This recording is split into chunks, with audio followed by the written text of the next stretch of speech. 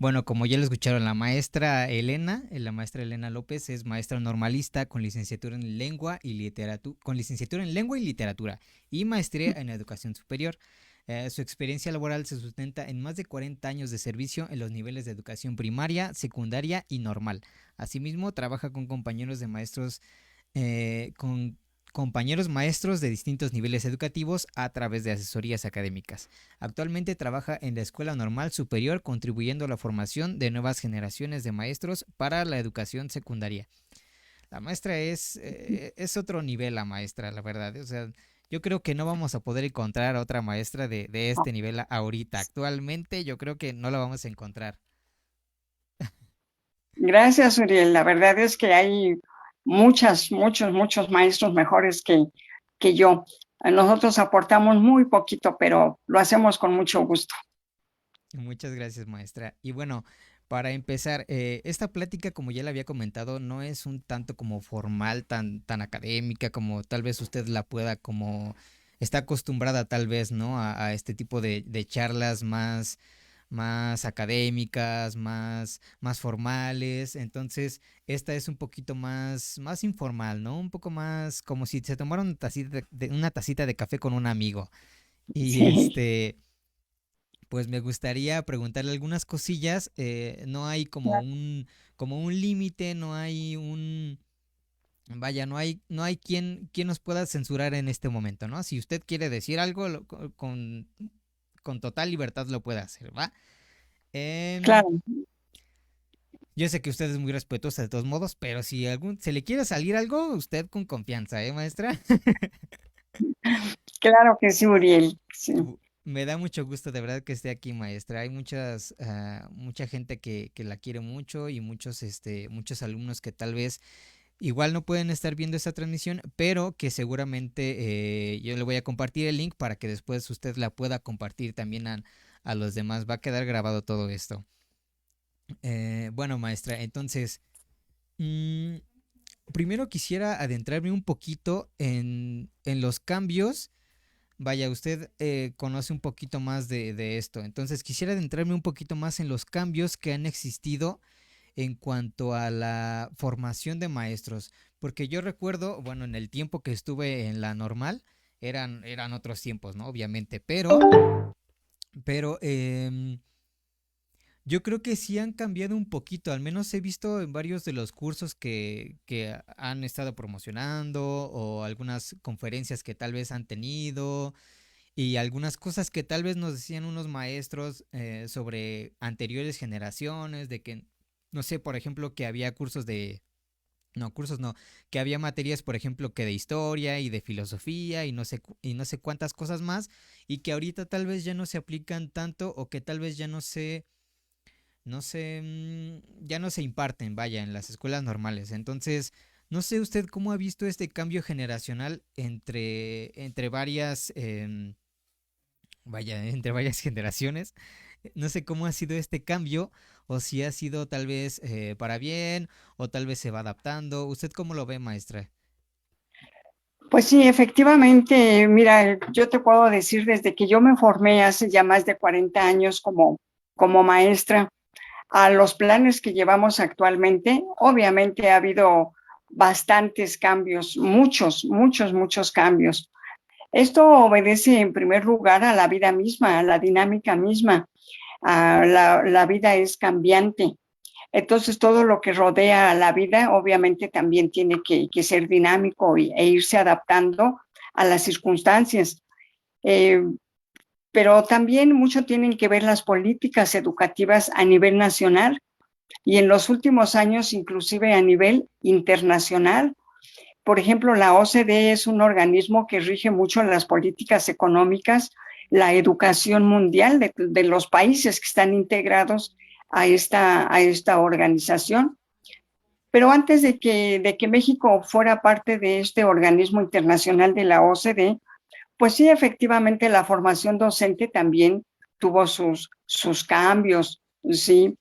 Eh, Te diré que, por ejemplo, yo me formé en un nivel técnico, es decir, en mis años de juventud, la formación docente era al terminar la secundaria, entrábamos directo a la normal. En esos años se llamaba normal elemental. Eran 3 años. Era un enfoque eminentemente técnico donde nos enseñaban cómo enseñar precisamente para la educación primaria. Y salíamos con un título simplemente como profesores de educación primaria, ni siquiera a un nivel licenciatura. Entonces, después se vio la necesidad de una reforma a la educación normal, ya donde se tuviera el grado de licenciatura. Y entonces, para esto, era necesario cursar previamente la educación media superior, porque así se estaba señalado en la ley de educación de aquel entonces. No podíamos después de la secundaria brincarnos la prepa e ingresar a una licenciatura. Entonces tuvo que haber una reforma para que los estudios de normal tuvieran el nivel de licenciatura. Y de ahí entonces se hizo imprescindible cursar antes la escuela preparatoria. Y entonces, bueno, a partir de 1984 que se genera esta reforma, pues ya se obtiene el título de licenciado, ¿verdad? En educación primaria o en educación secundaria, y en educación secundaria con distintas especialidades, de acuerdo a las materias que se cursan en secundaria. Y después, bueno, viene ha habido otras reformas importantes, como la reforma de 1999, ¿verdad? Y entonces aquí, pero permíteme decirte que en el 84 se tiene una reforma mucho enfocado en el ámbito de la investigación educativa. Sí, desde luego la cuestión pedagógica, pero era una reforma en donde la didáctica, la pedagogía, no era el centro de la reforma. Y entonces se viene luego la reforma del 99, en donde intenta recuperar precisamente esta tradición didáctico-pedagógica de la formación docente, y entonces las cuestiones de investigación van quedando a un lado. Como tú lo señalabas, ya no hay tantas materias de filosofía, ya no hay tantas materias de metodología de la investigación, sino ya se va centrando más la formación a lo que es el ámbito pedagógico. Intenta recuperarlo, pero desde mi punto de vista, todavía tenía muchas limitaciones en este sentido la reforma del 99. Y transitamos a la reforma del 2018, que es la que está ahorita vigente en las escuelas normales. Y la verdad, bueno, pues en el caso de la normal superior, está por concluir la primera generación con esta reforma del 2018. Yo te puedo hablar de lo que es el español, los maestros, los alumnos que se están formando para ser maestros de español en la educación secundaria, que es mi ámbito de trabajo y en el que yo también me formé. Entonces, para mí es muy gratificante este plan de estudios. Yo creo que de todas las reformas que ha habido, a mí me parece que es el que más se acerca a esa tradición normalista de la formación docente, donde el maestro debe de conocer precisamente todas las teorías pedagógicas, las teorías de la psicología del aprendizaje, los contenidos disciplinarios, es decir, saber español, pero no tan solo saberlo, sino saber cómo enseñarlo a los estudiantes de secundaria. Pero además esta reforma incorpora otras temáticas muy, muy actuales que demanda la misma sociedad, el mismo mundo globalizado, como es la educación inclusiva, como es la equidad de género, ¿sí? Entonces, como es el uso de las tecnologías. Entonces, me parece que es una reforma muy completa que realmente nuestros futuros docentes que se están formando con este plan, creo que pueden hacer un buen papel como maestros, porque llevan, te digo, tanto la esencia pedagógica como la esencia teórico-filosófica, psicológica, que implica el ser maestro. El ser maestro, pues, conlleva una gran gama de filosofía, de pedagogía, de moral, de ética. Y me parece que el Plan 2018 intenta recuperar eh, todas estos elementos para ser realmente un maestro muy competitivo. Yo así lo veo y estoy contenta trabajando con esta reforma 2018 y creo que como todo es perfectible, ¿verdad? Se requiere pues ver qué podemos mejorar para el bien de nuestros futuros docentes. Maestra, muchas gracias. Pero en este caso, por ejemplo, ¿cree que los estudiantes están aprovechando como esa reforma que tal vez usted hace hincapié de que ha cambiado los planes y programas, de que ha cambiado en este sentido la parte como mm, la parte que ya tendría que ser más pedagógica, filosófica y etcétera, etcétera? ¿Cree que de verdad sí lo están aprovechando? Porque, bueno, no sé, al menos no sé si el nivel educativo tal vez lo está reflejando o bueno, es que ya hay alumnos que, que están tomando clases con estos maestros, ¿no? ¿O todavía no hay? Mira, eh, creo entender el sentido de tu planteamiento de cómo es el desempeño de los maestros ya en su ejercicio profesional, ya como maestros de secundaria. No sé si te refieras a que lo están aprovechando nuestros estudiantes normalistas para Ajá. ser mejores maestros. Ok, Sí, porque lo que pasa es que le hago este comentario, maestra, porque al menos yo me he sí, dado cuenta que muchos de los alumnos, o al menos no de los alumnos específicamente normalistas, me refiero a alumnos en general, hablando como de ajá. manera muy general, yo siento que los alumnos actualmente se preocupan muy poco por de verdad hacer una investigación, no sé, por ejemplo, de algún tema que ellos les expongan. Casi ya no hay como ese sentido crítico de decir, ok, está bien, me estás hablando de inclusión, ¿no? Pero, ¿qué pasa entonces con la integración? ¿Cuál sería la diferencia de inclusión e integración? ¿Por qué no podremos hablar de integración y de inclusión si hablamos? O sea, los alumnos tal vez sí están como aprovechando ese tipo de conocimientos o tal vez están haciendo una reflexión sobre ellos, que al menos yo siento Mira, que no. sí, tienes razón. La verdad es muy complejo. Yo creo que esto tiene que ver desde cómo los alumnos que tenemos actualmente en las normales están o no comprometidos para realmente ser buenos maestros, ¿verdad? Yo creo que también es importante ver ese desarrollo escolar que ellos han tenido desde la primaria, la secundaria, la preparatoria y cómo llegan a la normal. Efectivamente, los alumnos que llegan a las normales en la actualidad, no todos, porque afortunadamente hay muy buenas excepciones, pero efectivamente creo que esa cuestión crítica, que se supone es lo que ellos van formando desde la secundaria, la preparatoria, eh, esas capacidades, esas competencias que le llaman ahora, que le llamamos ahora, esas competencias críticas, investigativas y de comunicación, no están del todo desarrolladas cuando ellos llegan a la escuela normal.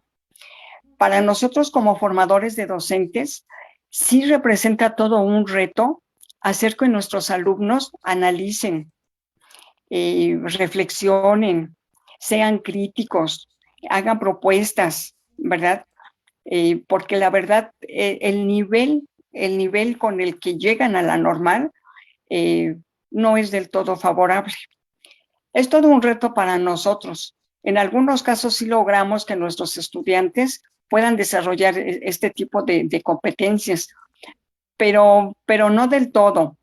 Mira, otra cosa que yo creo que nos ha afectado mucho es las tecnologías.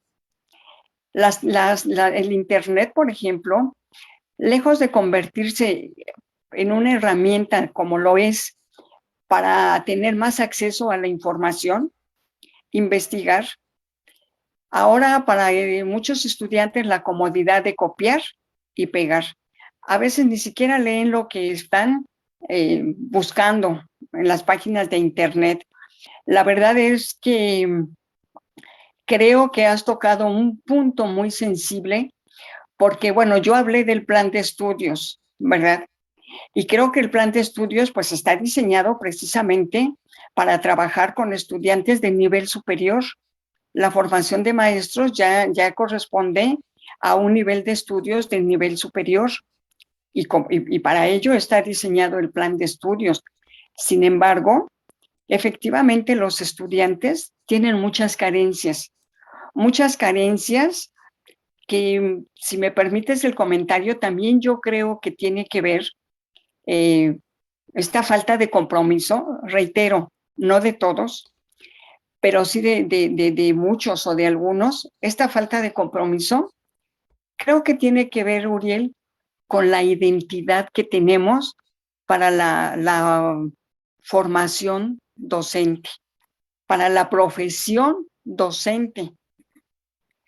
Porque, bueno, en el discurso cotidiano de los normalistas, he sabido que para muchos estudiantes entrar a la normal se convierte en su tercera o su cuarta opción, porque no pudieron entrar a otras carreras que eran su prioridad.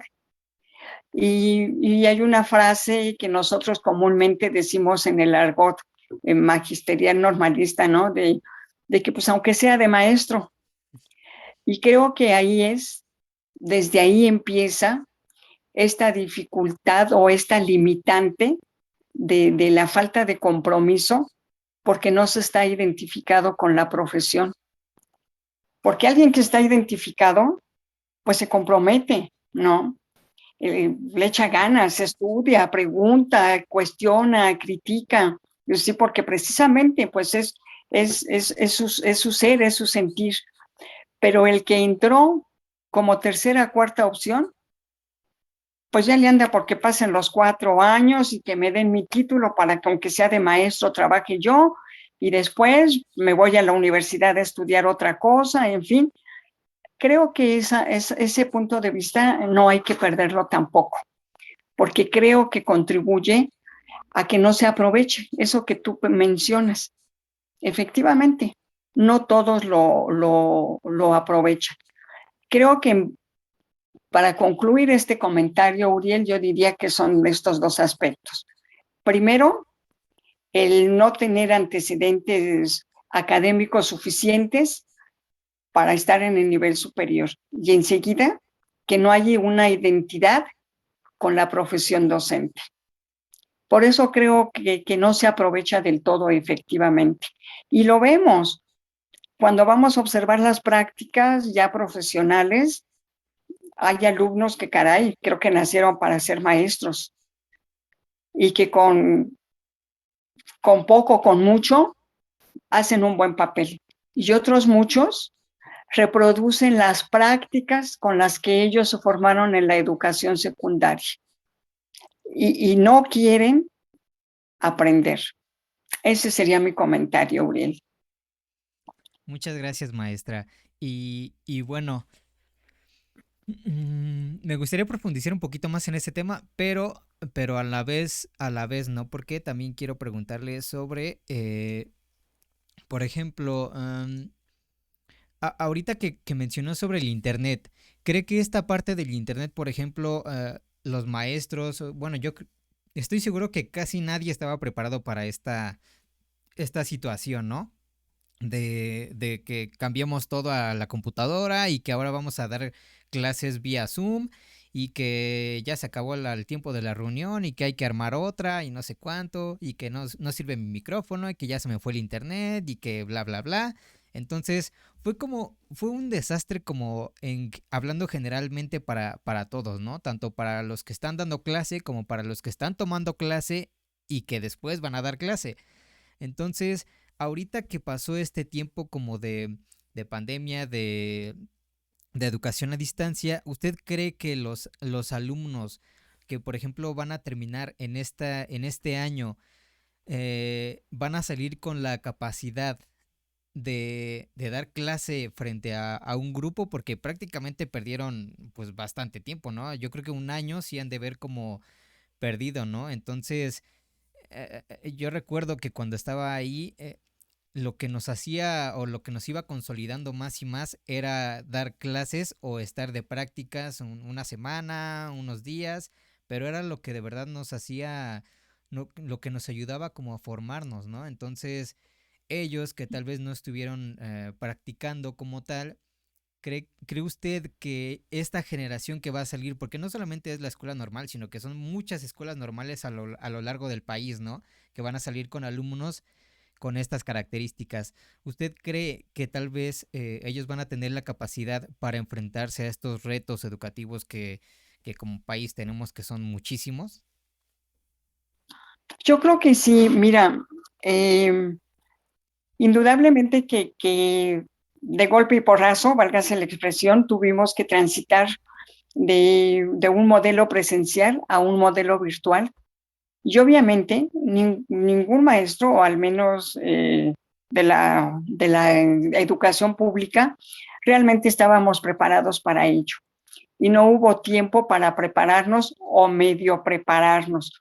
Sobre la marcha tuvimos que ir aprendiendo efectivamente cómo manejar las plataformas, cómo manejar las apps, en fin, etcétera. Y, y pues bueno, yo creo que sí fue un descontrol para todos, ¿verdad? Y tuvimos que aprender. Inclusive en muchos casos los alumnos sabían más que nosotros como maestros y para el manejo de todas estas herramientas tecnológicas. Y concretamente hablando ya de nuestros estudiantes de la normal, que tuvieron que hacer sus prácticas vía virtual, yo creo que no, ¿cómo te diré?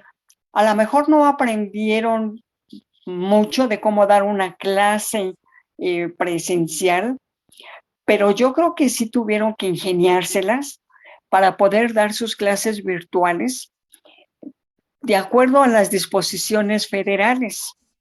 Si tú recuerdas, se, se implementaron a nivel federal varios programas, no varios, sino este modelo de aprende en casa, ¿verdad? Entonces nuestros alumnos tuvieron que prepararse, conocer cómo era, qué había, desde luego guiados por sus maestros de sus grupos de práctica, ¿sí? Y yo creo que fue una experiencia que sí les tuvo que dejar una enseñanza. Eh, es decir, a lo mejor al principio, igual que a todos nos pasó, no sabíamos ni por dónde entrarle, ¿verdad? Pero precisamente yo creo que la experiencia, la enseñanza que les dejó esto es que hay que prepararnos para cualquier escenario que se pueda presentar, sí, y no tan solo para ellos, también para nosotros como formadores de docentes, fue muy difícil porque intentamos, ya teníamos una planeación para un modelo presencial. ¿Y después qué hicimos? Ese modelo presencial, transmitirlo vía virtual, ¿verdad? Y entonces uno aprendió que los modelos son diferentes, que la organización de la clase es diferente, que las herramientas son diferentes y que lo que yo había planeado de manera presencial no podía venir a darlo a través de una pantalla, porque el insumo es diferente, ¿sí?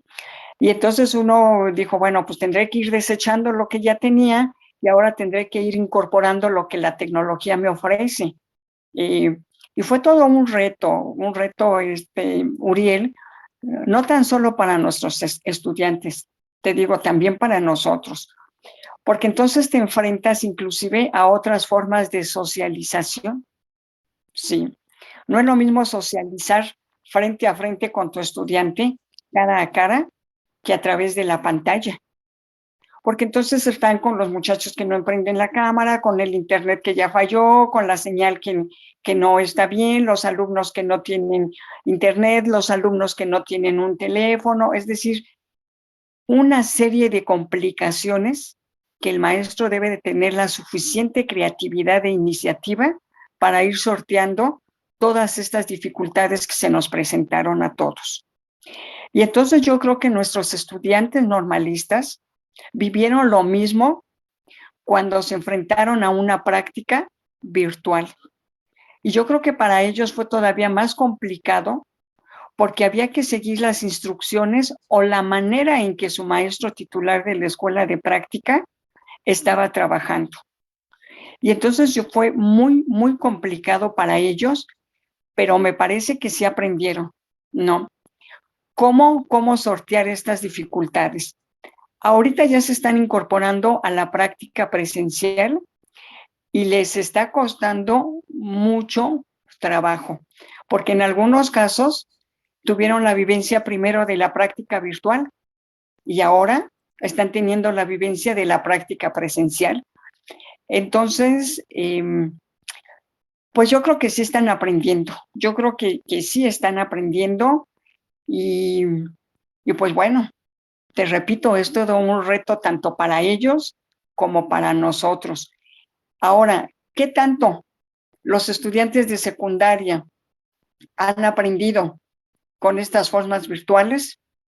Pues ahí sí es un gran cuestionamiento y yo creo que desde mi punto de vista, sí es un año o casi 2 años en que los aprendizajes han sido mínimos. Han sido mínimos porque no hay manera de que el maestro retroalimente, evalúe, revise, etcétera.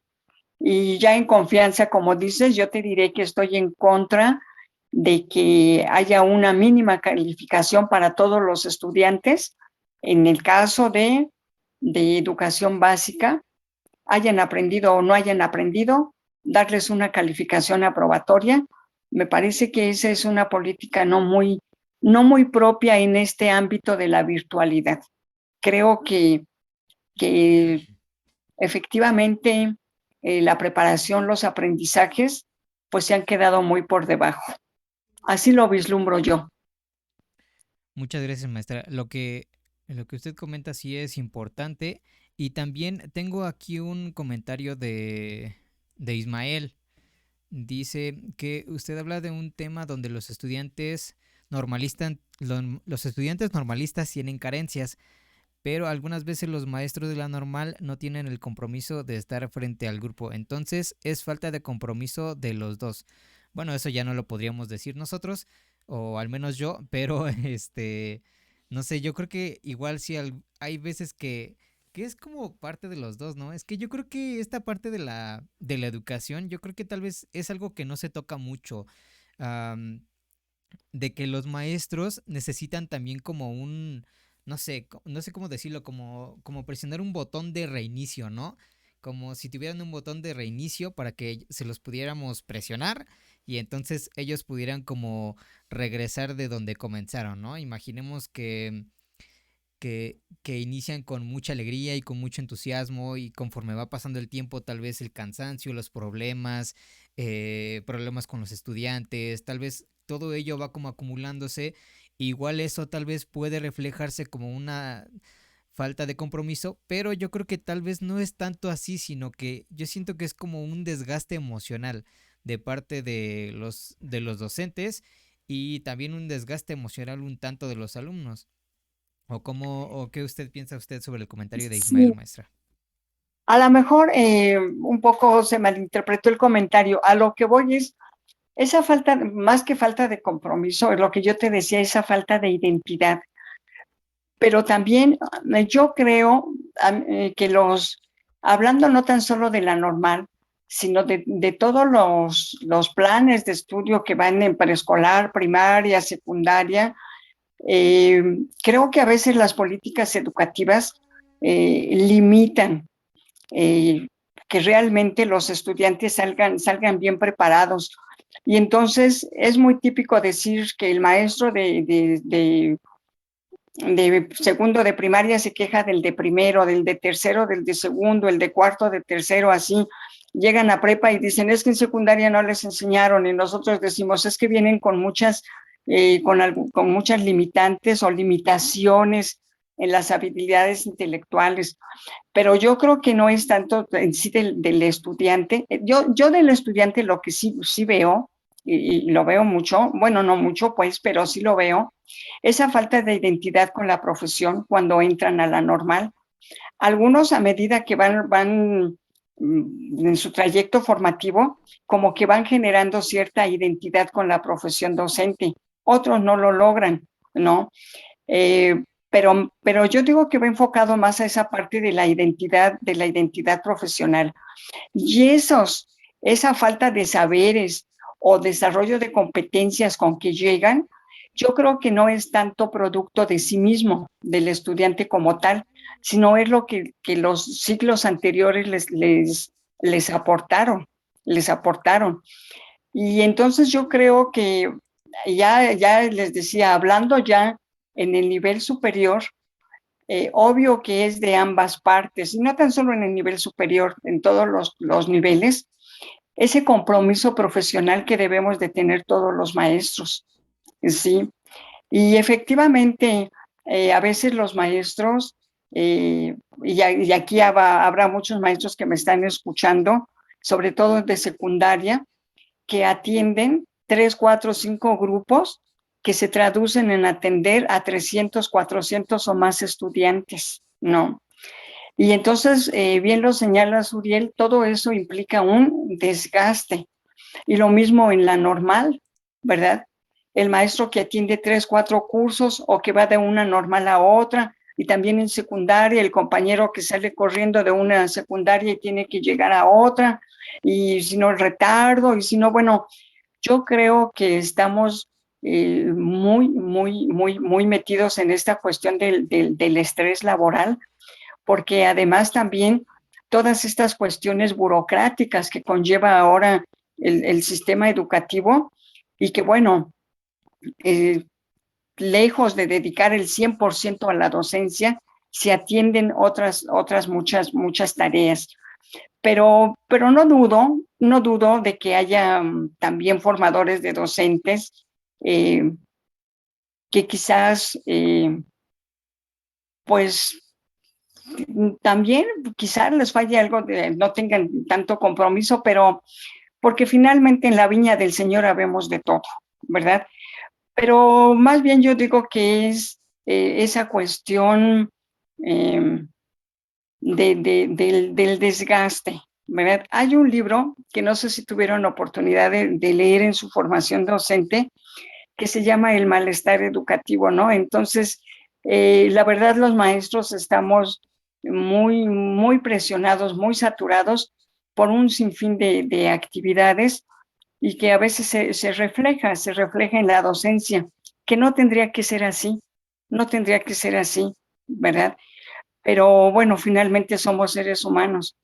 Ahora se habla mucho de la educación socioemocional, que está en los planes de estudio de todos los niveles educativos, también en los nuestros, en este plan 2018, se atiende mucho esta cuestión socioemocional, porque precisamente es un punto clave para poder desarrollarnos de manera eficiente como maestros y también como estudiantes, claro está. Uh-huh. Muchas gracias, maestra. Durante el tiempo que usted ha estado dando clase, ¿cree que esta pregunta está un poco tal vez viajada, ¿no? Pero ¿usted cree que durante el tiempo que ha dado clase el Estado ha tratado como de imponer ciertas ideas o ciertas ideologías o ciertas, no sé, costumbres o valores incluso entre la gente? No hablo como de educación por ejemplo, de que no robar y cosas así, sino que un poco más, no sé cómo decirlo, un poco más como a modo dictador, como de decir, por ejemplo, en este plan y programa de estudios vamos a meter cierto tema para que tengamos un poquito de más control entre la población. No sé si me doy a entender un poquito con mi pregunta. Sí, sí, un poco la alienación, ¿no? Que Chomsky habla en algunos de sus libros, esa alienación, ¿no? De cómo los gobiernos, a través del sistema educativo, pues van creando el tipo de ciudadano que consideran debe tener el país, ¿verdad? Eh, yo creo que no hay que perder de vista, Uriel, o no confundir más bien, que una cosa puede ser el adoctrinamiento y otra cosa el tipo de ciudadano que se desea formar. Yo creo que cada país requiere eh, de cierto perfil de sus habitantes, ¿verdad? Y hacia allá enfocan sus planes y programas de estudio, sus políticas y sus modelos educativos, ¿sí?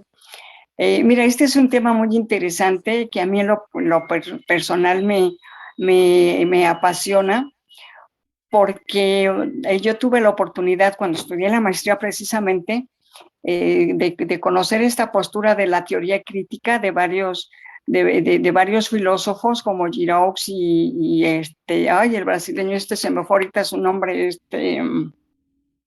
bueno, se me fue el nombre.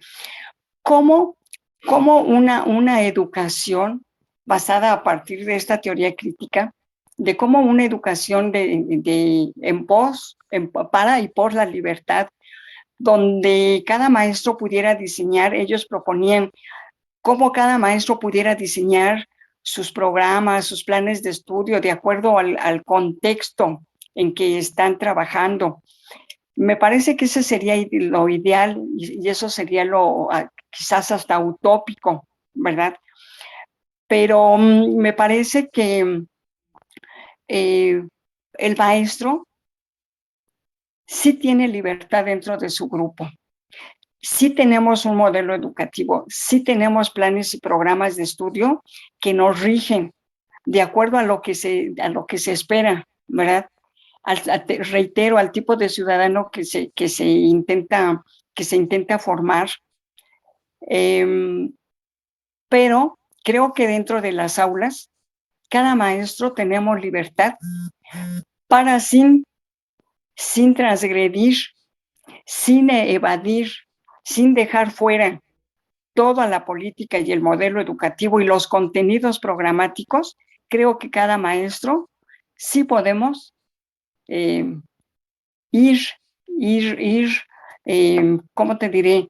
No tanto también adoctrinar a nuestros alumnos, pero sí tenemos ciertas libertades para, para no ser, válgase la expresión, tan sometido ante el sistema educativo, ¿no?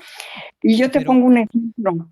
Sí, adelante, ajá, dime. pero por ejemplo, esa libertad que usted dice no afectará también un poquito al hecho de que, por ejemplo, también algunos maestros puedan hablar sobre ciertos temas que tal vez ni no aporte nada, por ejemplo, a la educación o algo así, porque, no sé, se me viene a la mente de que se hace como una cadenita, como que, por ejemplo, las actuales generaciones que van a salir, ellos tal vez imaginemos que vuelven a dar clases en una normal.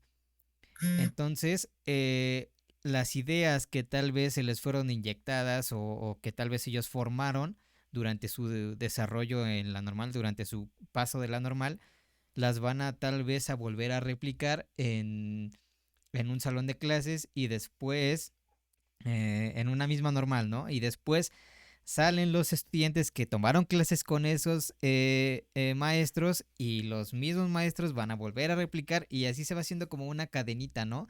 Y yo siento que actualmente las ideas o hay mucha ideología más que ciencia en temas educativos. Y una vez debatía un tema con una maestra sobre el tema que se metió mucho en los planes y programas de estudio, que era la... ay, se me fue el nombre, educación sexual integral. No recuerdo si era algo así, pero era de que los docentes también podían como que dar clases de sexualidad a los alumnos y así, ¿no? Sino que ellos podían como tomar el papel que tal vez le correspondía a los papás y dar clases sobre eso a los alumnos. No sé si me di a entender un poquito, maestra.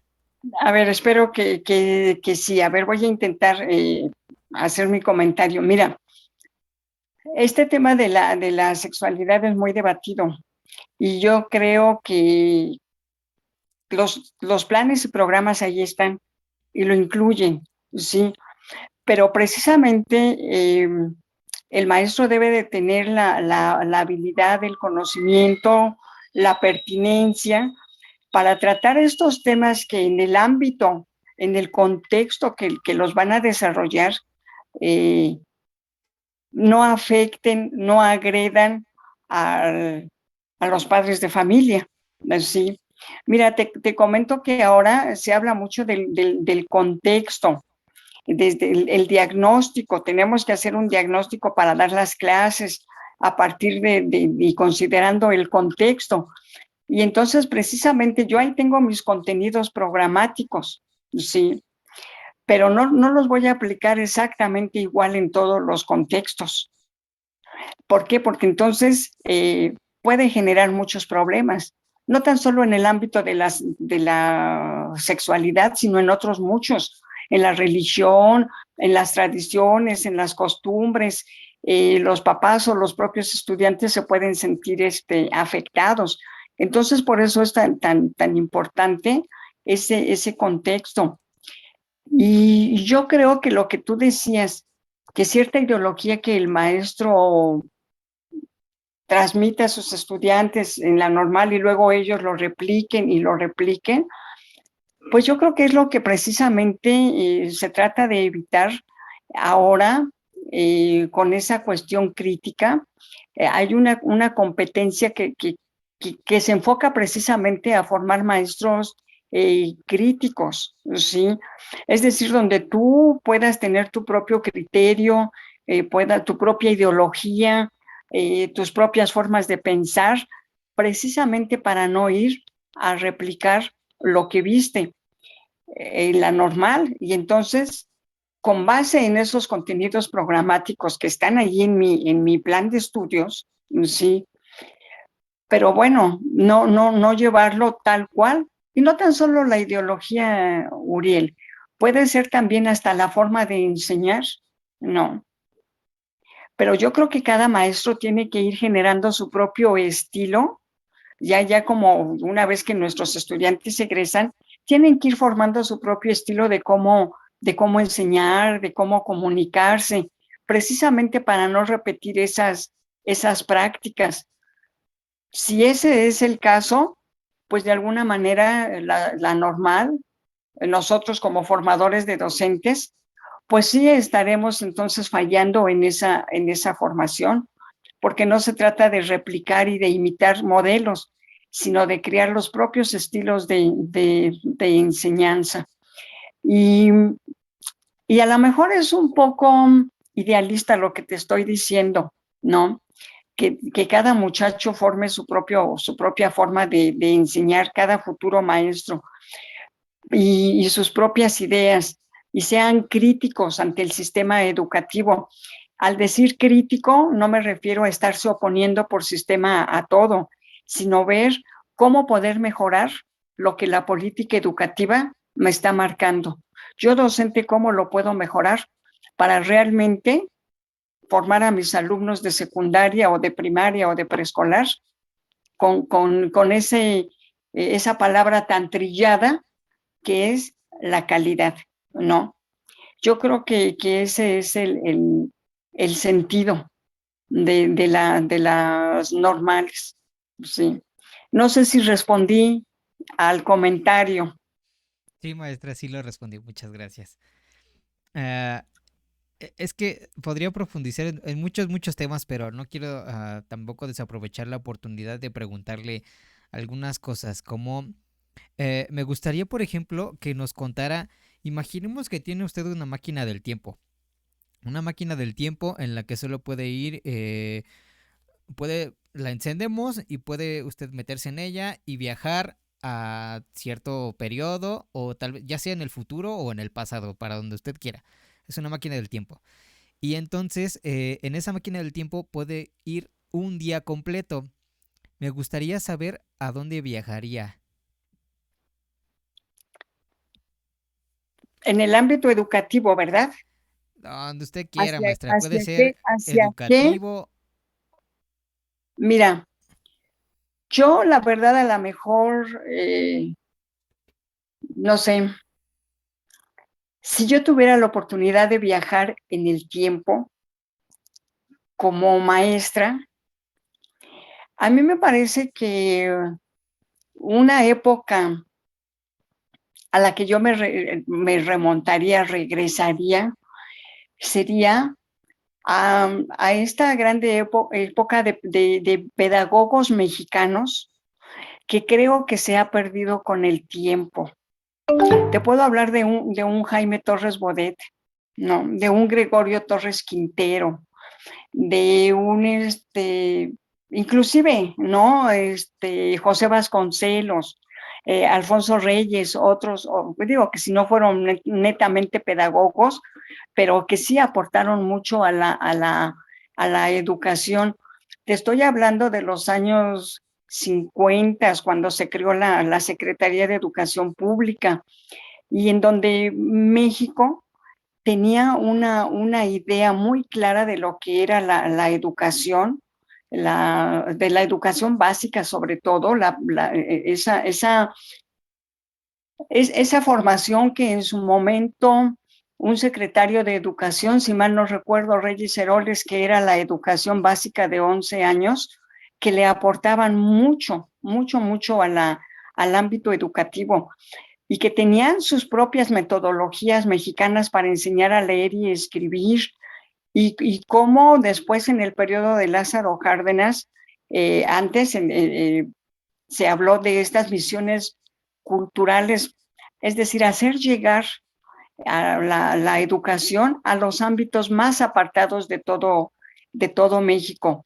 Me parece que yo regresaría a esa época. A mí me parece que fue la mejor época que ha habido en el sistema educativo mexicano. Y digo, y ahorita escapan a mi mente muchos docentes, muchos pedagogos que aportaron a la educación. Enrique Repsamen fue otro de las personas que aportaron. Entonces te hablo de estos periodos revolucionarios, no sé, de los años 40 al 60 del siglo XX. A mí me gustaría regresar a esa época realmente con una ideología netamente del ser mexicano, con los propios aportes de los mexicanos, y, y creo que fue muy buena. Muchas gracias, maestra. Yo creo que usted ya no tendría que viajar tanto a otro lado porque ya ha aportado muchísimo, al menos en el tiempo que ha estado usted aquí. Yo creo que ha aportado muchísimo ya. Entonces, más que cualquier pedagogo, yo creo, ha hecho muchísimas cosas usted. Y precisamente quisiera preguntarle algo. em, no sé si pudiera contarnos alguna experiencia pues bonita, ¿no? Que haya tenido durante pues el tiempo que ha impartido clases o que ha sido docente o que, no sé, que ha estado encargado tal vez de algún grupo, ya sea de maestros o de alumnos adolescentes o de alumnos universitarios. Alguna experiencia que tal vez recuerde mucho, mucho, mucho. Pues mira, la verdad es que en todos los niveles educativos que yo me he desempeñado, he tenido grandes satisfacciones, ¿verdad? Eh, por ejemplo, en la normal, el interactuar con mis estudiantes, recuerdo a los de la primera generación del plan de estudios de español, pues vivimos, construimos muchas cosas, y la verdad, pues hay anécdotas bonitas con todos, con todas las generaciones. Pero mira, de alguna en especial que yo recuerdo y la platico mucho, eh, es cuando yo egresé de la normal hace ya más de 40 años, te decía que salíamos como maestros de educación primaria, El enseñar a leer y a escribir a mis estudiantes, yo creo que eso a mis niñitos del medio rural, para mí fue algo que yo creo que marcó mi vida profesional. Eh, yo al egresar de la normal me mandaron a una escuelita rural sin barda perimetral, sin nada, era así al aire libre, el campo todo verde, eh, con los niñitos, ¿no? Del medio rural, que uno los había visto, pues bueno, en algunas películas y demás, pero ahora así como que a verlos en vivo y a todo color, con esa inocencia de estos niños de primer año de la primaria, con los papás tan nobles que llegaban a encargarnos a sus hijos para enseñarles a leer y a escribir. Y bueno, yo recuerdo mucho que los niños en ese entonces habían todavía, algunos hablaban otomí, ¿no? Y entonces eh, una anécdota muy simpática es de que pues ellos nos hablaban en otomí, nosotros no les entendíamos y ellos se reían mucho de nosotros porque no les entendíamos. Y entonces esa es una experiencia que yo recuerdo mucho porque ellos se reían y mis compañeras maestras éramos muy jóvenes, egresadas de la normal, con 18 años de edad, casi casi adolescentes, y risa también nosotras, ¿no? Y entonces, pues, no, era muy difícil comunicarnos, pero válgase la expresión canijos niños, porque ellos hablaban el español, ¿no? Ah, ya, Ellos ya. hablaban muy bien el español y entonces como que nos estaban probando a nosotros, ¿sí? Y eso es una experiencia que la verdad para mí es muy significativa porque ellos, te digo, hablaban español, pero la primera vez que llegamos nos hablaron en otomí y se reían, te digo, no entendíamos Sí, sí. nada, y nosotras pues, también nos reíamos porque pues ver sus risitas, sus caritas risueñas nos contagiaban su risa. Ya hasta que, bueno, las maestras que tenían ya ahí más años, ya les decían, niños, tienen que hablar en español, ellas no les entienden, en fin, etcétera, etcétera. Entonces, esa es una anécdota que yo recuerdo porque además te digo, fue recién egresada de la normal y bueno, fueron experiencias muy lindas, muy bonitas que te digo, indudablemente que marcaron mi vida profesional, pero también las demás experiencias pues han contribuido a fortalecer ese servicio profesional docente al que le tengo mucho cariño, mucho amor. Ujú. Gracias, maestra. ¿No cree que tal vez hace falta eso para que los futuros docentes como que, no sé, va a sonar muy, no sé, muy raro, pero para que se curtan un poquito, porque tal vez los mandan así a escuelas ya con internet y con agua y todo, pero yo creo que antes no había tanto eso, ¿eh? O sea, eran otros tiempos y no había como que te conectabas ahí tu proyector o no sé qué, o tenías un pizarrón bien padre y tus plumones y todo, ¿no? Tal vez yo creo que hace falta un poquito eso, ¿no? Que se raspen las rodillas y todo eso para que, en las manos y todo para que agarren callo, ¿no? Pues sí, quizás sí, mira, porque nosotras, digo, nosotros todos los de los que cursamos esta normal de 3 años, pues la verdad, sí, nos formamos, ¿no? En este terreno de las carencias, tanto, como te diré, de infraestructura, porque efectivamente no había trabajadores manuales, uno hacer el aseo, hacer el material didáctico, pero todo eso nos formó, nos fogueó, realmente nos hizo vivir y conocer la profesión en todas sus entrañas y quizás ahora pues los muchachos eh, pues llegan ya con la mesa puesta, no del todo, ¿verdad? Pero sí, ya no son otros tiempos, las cosas van cambiando, ¿no? Te decía al principio de la charla, la vida es tan dinámica que nada puede ser estático, pero a lo mejor sí haría falta que los muchachos se foguearan un poco en estas cuestiones de ver cómo resuelvo, ¿no? ahorita recuerdo, por ejemplo, una competencia también es que los alumnos resuelvan problemas, no me refiero a los matemáticos, sino problemas que se van presentando en la cotidianeidad laboral. Y la verdad es que en mis tiempos, pues no se percibía una competencia como tal, pero nosotros aprendimos a resolver una serie de problemas que se nos iban presentando. Y bueno, esto que te comento como anécdota del otomí, pero bueno, finalmente uno pues tenía que ir viendo cómo lo resolvía, ¿no? Y quizás sí, pero yo creo que ahora son otros tiempos, ¿no, Uriel? Ahora son otros tiempos ya con otro desarrollo tecnológico que obviamente antes no existía. Y más bien yo creo que los muchachos actualmente tienen que irse adaptando a otra serie de circunstancias y carencias que no son con las que nosotros empezamos a trabajar, pero que sí se enfrentan a otros retos muy fuertes con otras problemáticas urbanas que hay ahora, ¿no? Y que los maestros tienen que enfrentarse a esos retos y problemas y que habrá que resolverlos.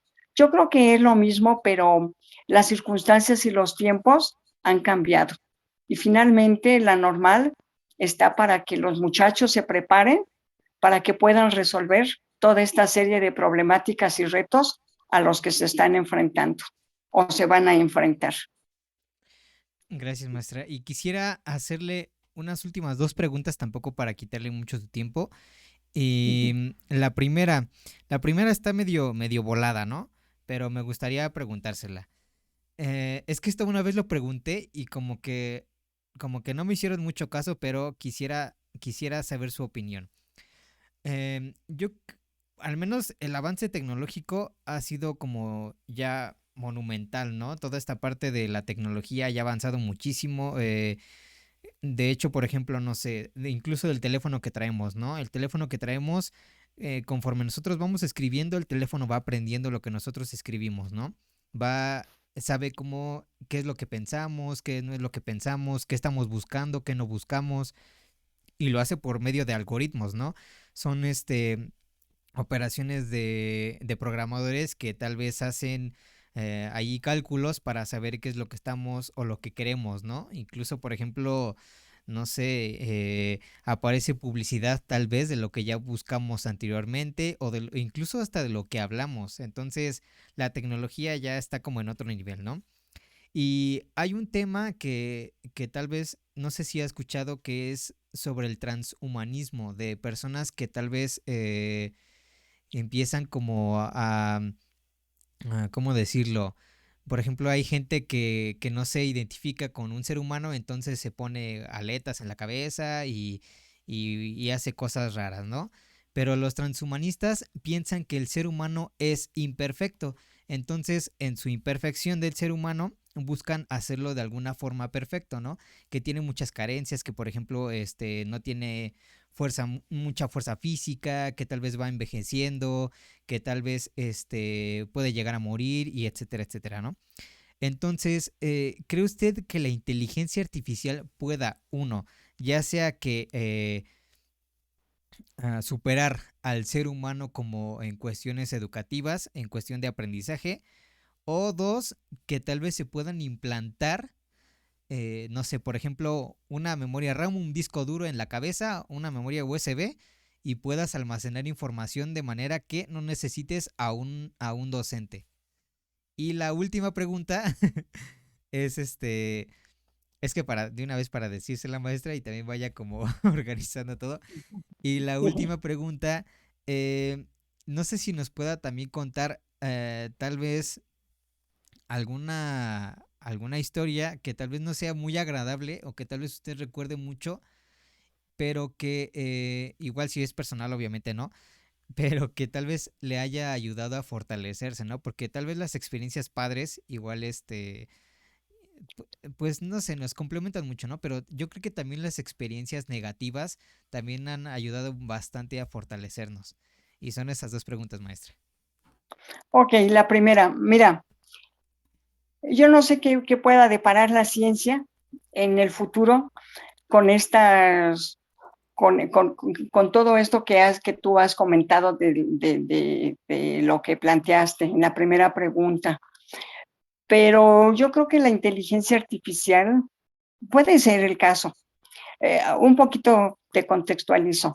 Ahora en la pandemia, que las consultas médicas virtuales, que las clases virtuales, que todo esto, pues eso se veía a veces hasta en películas de ciencia ficción, ¿no? Bueno, y llegamos a esa realidad. Yo no sé ahora la inteligencia artificial que tanto se ha estudiado y del que tanto se ha hablado, hasta dónde pueda llegar, porque la verdad es que los avances tecnológicos lo dejan a uno muy sorprendido. Pero yo creo que el ser humano no va a cambiar, ¿no? Yo creo que la mente humana está diseñada pues para hacer grandes cosas, ¿sí?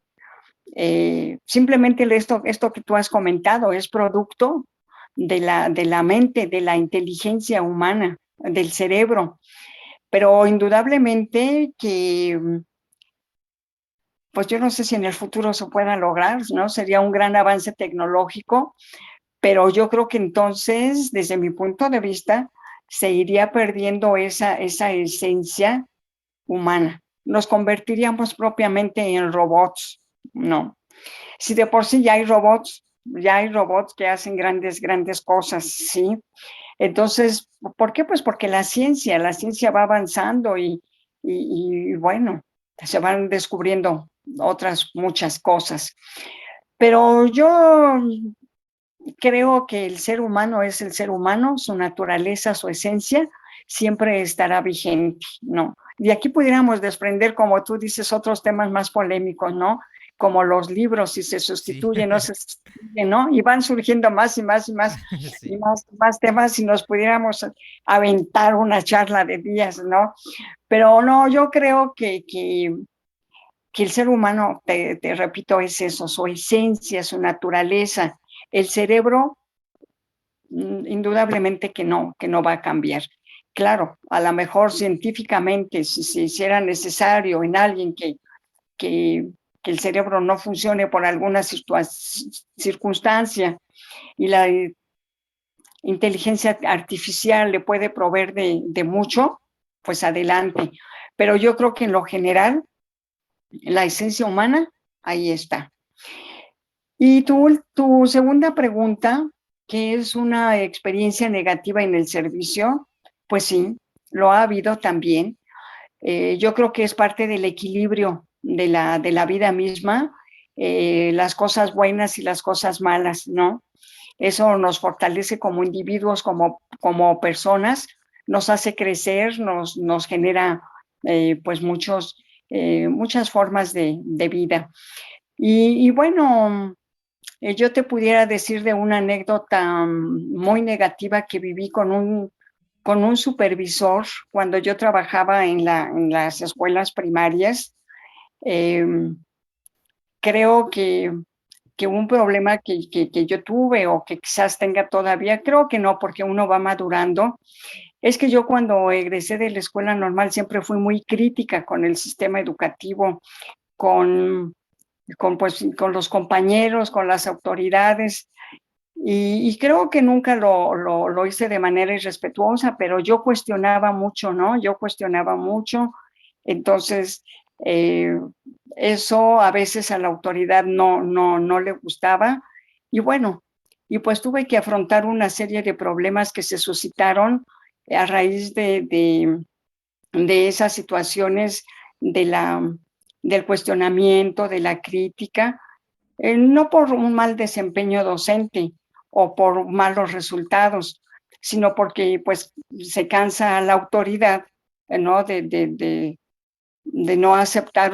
todo de manera sumisa y entonces llega un momento en que la autoridad pues también va marcando sus límites y obviamente, bueno, pues uno a veces pasó muy malos ratos por esa situación y, y uno va aprendiendo, ¿no? Uno va aprendiendo y entonces ya se vuelve más cauto en los comentarios, en las críticas, nunca con una mala intención, siempre era la cuestión pero ¿por qué esto? ¿Por qué aquello? Pues uno empezaba, ¿no? Uno empezaba en el ejercicio profesional, pero pues bueno, creo que ahora ya no soy tan crítica ni tan cuestionadora. Creo que ya me disciplino más a las disposiciones, precisamente, no sé si por la propia edad o como producto de aquellas malas experiencias, pero finalmente uno aprende y nos va fortaleciendo. Y esa pudiera manejarla como una mala anécdota, una mala experiencia. Wow, eso nunca lo imaginé, maestra. Nunca me imaginé que usted fuera así como, algo así como rebeldona y así, ¿eh? De verdad Pues mira, era la juventud, ¿no? La juventud sí, rebelde. eso me sorprendió mucho, pero es que sí, la verdad es que como usted es muy inteligente, no, yo dije, no puede ser que la maestra haya sido tan intachable, ¿no? Como tan recta, así como de que todo sí. No, yo decía que usted era algo por ahí. Como que escondía algo por ahí, pero no, de verdad, maestra, me sorprende mucho y bueno, yo creo que como muchos de que tal vez puedan ver esta transmisión o que tal vez, no sé, algunos la puedan compartir, yo creo que como muchos de los que la conocemos o que la conocieron o que la conocimos o etcétera, etcétera, yo creo que podría hablar por muchos y decirle que usted siempre ha sido ejemplo como de verdad amor a la docencia. No he conocido de verdad a algún maestro que tenga tanto amor a la docencia como usted, Muchas porque, gracias. porque ese amor se refleja mucho en las acciones que usted hace, o al menos cosas que tal vez yo pude llegar a ver, que pude llegar a ver de usted, que llegaba a ser, y que tal vez no eran públicas, pero que yo decía, no, ¿cómo crees? O sea, no podía creer que usted haya. Vaya, no puedo creer que usted haya hecho tantas cosas ya, como por la educación o por algún alumno en específico, o por varios alumnos en específico, o, o por la escuela en específico, ¿no? De verdad que me sorprende mucho todo lo que usted ha hecho y por eso no quería perder la oportunidad de platicar con usted, de entrevistarla, de tener esto guardado, ¿no? Porque una de las cosas que me gusta del internet es que al menos hasta que acabe la humanidad va a estar esto plantado aquí, ¿no? O sea, no hay quien lo borre, no hay quien lo elimine, ahí se va a quedar. Al menos hasta que pues acabe la humanidad, ¿no? Y todos los servidores de YouTube y de todos lados se borren, al menos hasta que pase eso, va a estar esto guardado en internet y en cualquier momento que usted quiera o que tal vez alguien más quiera verlo, aquí va a estar y aquí lo va a poder consultar y lo va a poder mirar. Entonces, esto es lo que me gusta del internet y no quise dejar la oportunidad de platicar con usted. Y como le digo, yo la admiro muchísimo y también varios de los que están por aquí también la admiran muchísimo. Por aquí, o es que no puedo leer todos los que estuvieron aquí porque hay algunos que se desaparecieron, pero pues por aquí estaba Diana, yo creo que a Diana sí la recuerda. Ujú. A Sí, Diana claro. dice, gracias maestra Elenita, lo que comenta Uriel es cierto, se agradece la vocación que tiene en la docencia. Por aquí también está Rubí Ramírez, también ella dice, me encanta escuchar a maestras como usted, transmiten el amor por la docencia. Eh, en- entonces le digo, maestra, de verdad que pues es un honor de verdad haber platicado con usted y haber conversado pues varios temas por ahí. Es que yo me podría seguir toda la noche, maestra, pero pues no podríamos aquí terminar nunca. Muy bien, pues gracias a ti, Uriel. La verdad que para mí es todo un agasajo compartir contigo, con los compañeros que están aquí presentes y pues mis exalumnos de la normal. Te decía hace un momento, todas son experiencias muy gratas, ¿verdad? Eh, Porque realmente yo creo que uno se nutre mutuamente. El interactuar con los muchachos, pues uno también aprende, ¿no? Uno aprende, se fortalece. Y la verdad, muchas gracias. Cuando lo consideren necesario, nos echamos otra platicadita con mucho gusto y saludos a todos los compañeros.